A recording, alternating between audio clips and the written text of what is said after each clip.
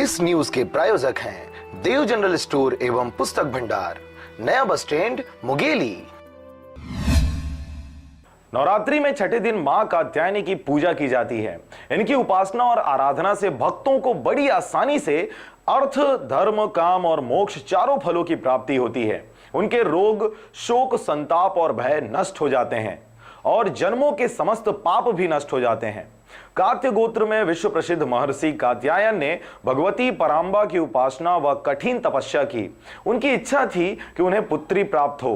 कात्यायन ऋषि की तपस्या से खुश होकर मां भगवती ने उनके घर पुत्री के रूप में जन्म लिया। पौराणिक मान्यता के अनुसार भगवान कृष्ण को पति रूप में पाने के लिए व्रज की गोपियों द्वारा इन्हीं की पूजा कालिंदी यमुना के तट पर किया गया था।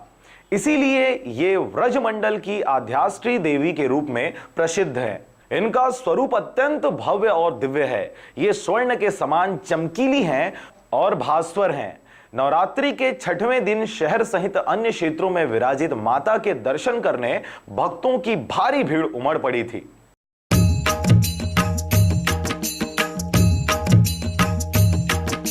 नवरात्रि का छठा है ये मां कात्यायनी रूप, कलयुग में शक्ति बनी दुर्गा मोक्ष स्वरूप। कात्यायन ऋषि पे किया मां ऐसा उपकार, पुत्री बनकर आ गई शक्ति अनोखी था। देवों की रक्षा करी लिया तभी अवतार, ब्रजमंडल में हो रही आपकी जय जयकार।